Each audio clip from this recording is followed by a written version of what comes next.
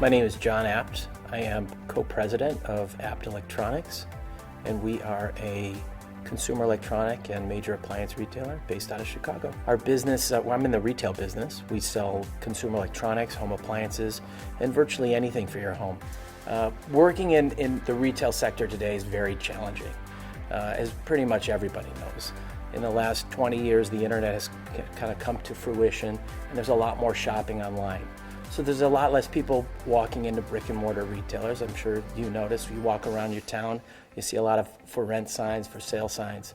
So we've really bucked that trend by providing people a true experience. People have been talking about experiential retail for a long time, or for the last few years now, and not many people can really execute upon it. At Apt, we've been practicing experiential retail for the last 40 years.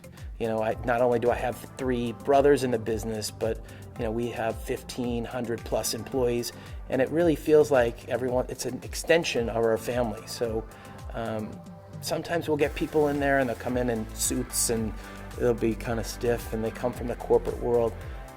Those people may not get our culture, and we'll know off the bat if that's maybe not a good fit for us.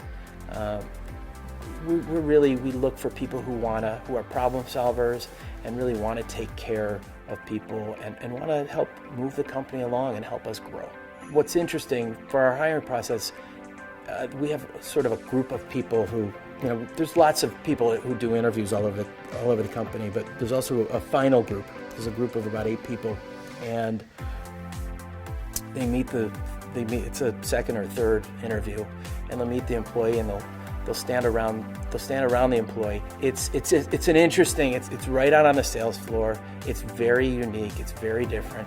It sort of puts the interviewee sort of in a weird predicament, like what's going on here. But all the questions are based upon ethics and team building, and we really want to make sure it's a right fit for the company. We have a sort of a unique organization. It's not traditional, it's not corporate, it's very family friendly.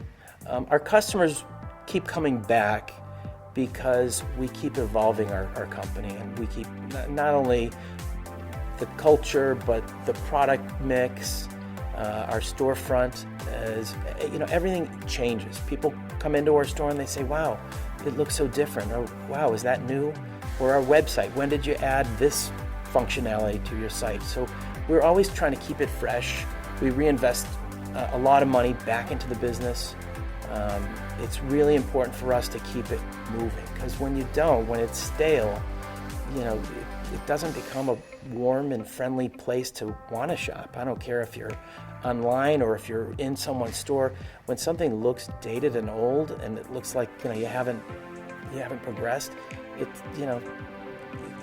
you realize you're not amongst a forward-thinking company. And maybe we sell technology, so we've got to keep thinking forward, and we've got to keep presenting ourselves in the right way.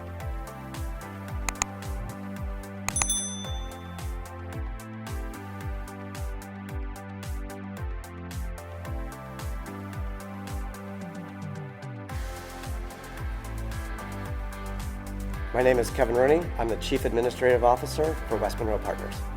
West Monroe Partners is a business and technology consulting company. We partner with our clients to reimagine their business, build it, and operate it at peak performance. I think it's really important for leadership to set the example and set the tone for how to behave within the business environment and how to lead. Through a lot of different experience, I've had a lot of lessons learned. And I believe that there's several things that a leader needs to do, but it's all based on the root of building trusting relationships to really establish the collaborative work environment. So one thing I really profess is about servant leadership. So it's not about me, it's not about the title, it's really about the business and how we can all help roll up our sleeves and make sure that things get done. I really don't like the whole VIP treatment. And I've actually had to tell people that I work with when they're jumping on my issue before things that are more important, that I'm less important. So that's really critical to me. Another one that I always keep in mind, and I actually have it on my whiteboard, is this idea of replacing blame with curiosity. So when things are happening really quick at a fast-growing company, I think it's important to realize that whatever is happening, as a leader, you might not have the depth of understanding of a specific area, and the person who's talking to you might not have the context around the broader strategic things. So it's really an opportunity when someone comes to you with something that you didn't expect or is coming at it from a different viewpoint. That's an opportunity to learn, and that's a way to collaborate between the detail that they might know and the broader strategy that you have. So instead of getting emotional about, well, why did you do this or why did this happen, I think that's the opportunity for everyone to learn. And I think the biggest thing is for a leader to be able to be willing to show vulnerability. Vulnerability allows people to open up, feel free to make mistakes, and learn and take chances. And that will enable trust and people to innovate a little bit more. And on that relationship, I think it's the leader that must take that responsibility to show vulnerability first, and then those will model from that. So we are also looking with our clients in terms of an industry around how to improve productivity. Productivity is key not just for an economic downturn, but also when we're in a tight job market to make sure that you're getting the most out of your people. So the whole reason West Monroe Partners brought on a Chief Administrative Officer was around how do we continue to drive this tremendous growth while maintaining our culture. And culture isn't just important to West Monroe, it's what makes West Monroe West Monroe. So I always challenge my group when we're thinking about the different things that we're trying to do strategically.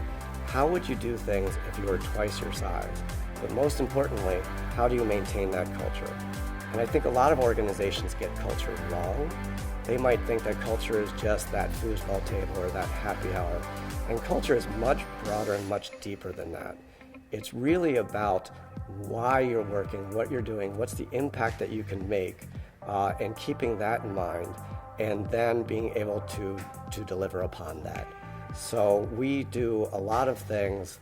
Sure, we do the happy hours, we do a lot of events, but we are a values-based company. When we were founded, it was 12 values written on a napkin, and we really stay core to those values. Our mission is around developing the next generation of leaders, and everything we do, from training to career development to communication, centers around that mission and those values, and that keeps everyone integrated in terms of being part of something bigger.